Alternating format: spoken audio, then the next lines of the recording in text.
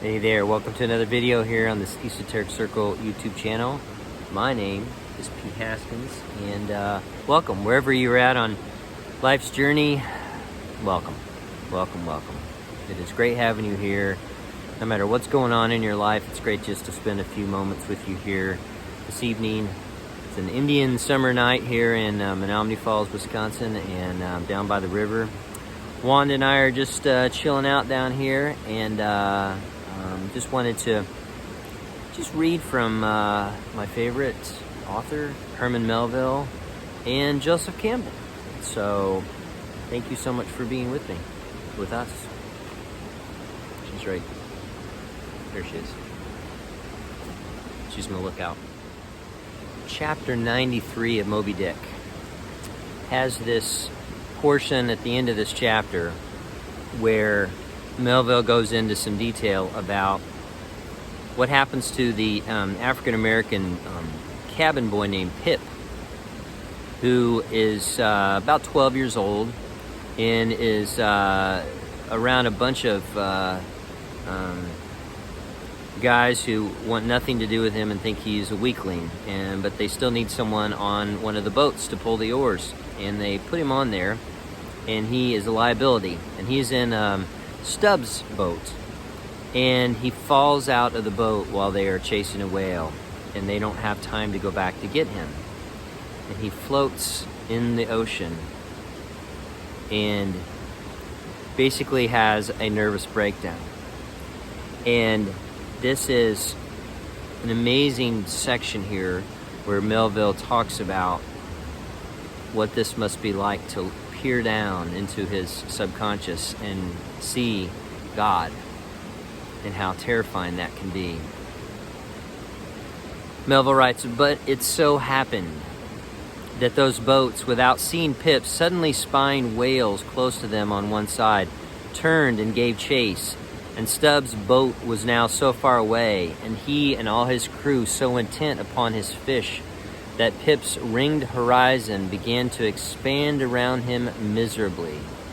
By the merest chance, the ship itself at last rescued him, but from that hour the little negro went about the deck an idiot.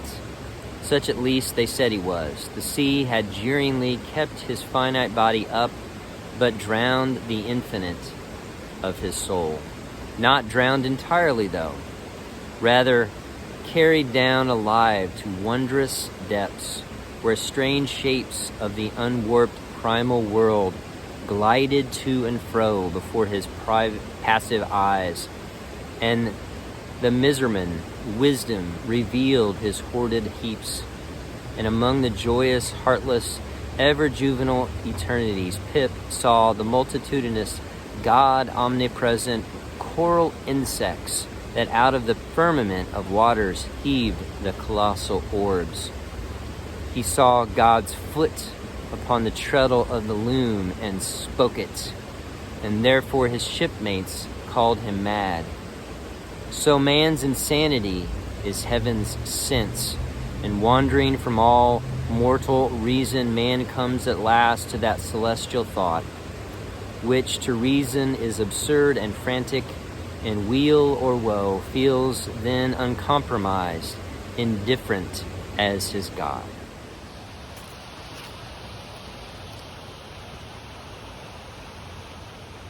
We're all on the hero's journey, every one of us. This is not just esoteric Christianity, and we're not just trying to make it to heaven. This is real flesh and blood trying to realize our divinity. That's what the Orthodox teach. Divinization, theosis. And Joseph Campbell, Hero with 1,000 Faces, I want to bring this out as well in relationship to that Melville. This is a classic, written in 1949. Page 8. Campbell writes, "The unconscious sends all sorts of vapors, odd beams, tears, and deluding images up into the mind, whether in dream, broad daylight, or insanity, for the human kingdom beneath the floor of the comparatively neat little dwelling that we call our consciousness goes down into unsuspected Aladdin caves. There not only jewels, but also dangerous jinn abide, the inconvenient or resisted psychological powers that we have not thought or dared to integrate into our lives. And they may remain unsuspected, or on the other hand, some chance word, the smell of a landscape, the taste of a cup of tea, or the glance of an eye may touch a magic spring, and then dangerous messengers begin to appear in the brain. These are dangerous because they threaten the fabric of the insecurity into which we have built ourselves and our family. But they are fiendishly fascinating too, for they carry keys that open the whole realm of the desired and feared adventure of the discovery of the self. Destruction of the world that we have built and in which we live and are of ourselves within it, but then a wonderful reconstruction of the bolder, cleaner, more spacious, and fully human life. That is the lure, the promise, and terror of these disturbing night visitants from the mythological realm that we carry within.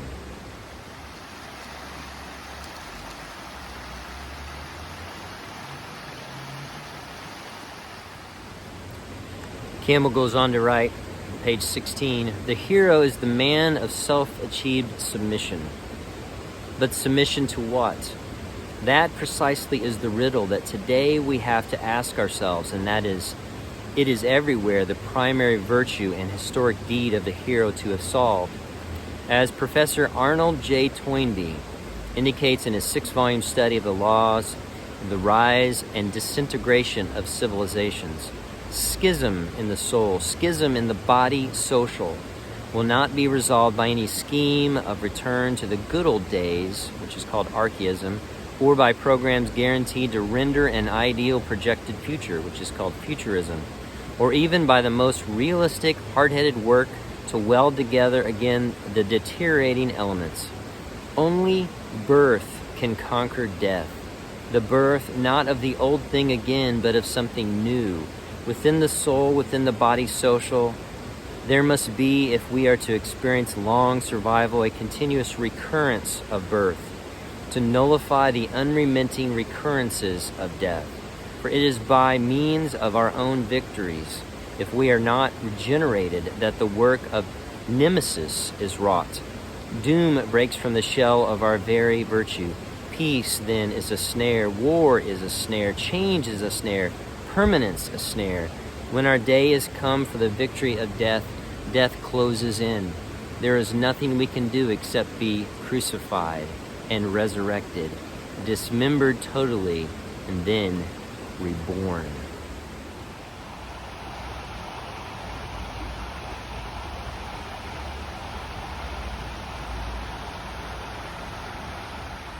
And then he finishes up here in this first section.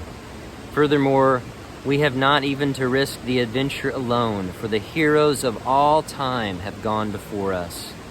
The labyrinth is thoroughly known. We have only to follow the thread of the hero path, and where we had thought to find an abomination, we shall find a god. Where we had thought to slay another, we shall slay ourselves. Where we had thought to travel outward, we shall come to the center of our own existence. Where we had thought to be alone, we shall be with all the world. Many of us reach this path at this place. Sometimes it is dusk, as it is now, and we feel alone and we feel isolated. And just know that you are on this hero path. This is huge. This is huge not only in your life, but in the life of the world. You are important to this world. And as the world disintegrates around us, you have to seek a deeper experience of the holy within you, because the holy is there within you. It is there. You just have to search. The Christ child has been born within you, and you just have to search. You just have to keep searching, keep going. Don't give up on this search. Know that this is inherently a lonely path, but there are people out there who love you and care for you, and you are important to this world. No matter what is going on, don't give up. The hero's path, looking into the abyss, just like Pip did in Moby Dick. It's okay. Because that's what we're looking into. We're looking into our own reflection. And we're seeing that God is within us. Not we becoming God, but we are becoming part of the fabric of the universe. It has windows for God to look through, right? We have theosis to go toward. We have theosis to move forward to. We have theosis to awaken within us.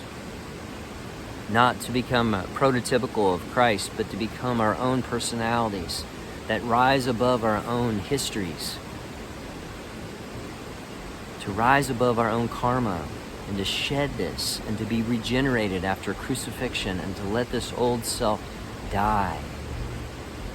It's okay to let your old self die and to start over and to forgive and to seek repentance and to allow the love of Christ to come into your life and to forgive others around you and let go of your past.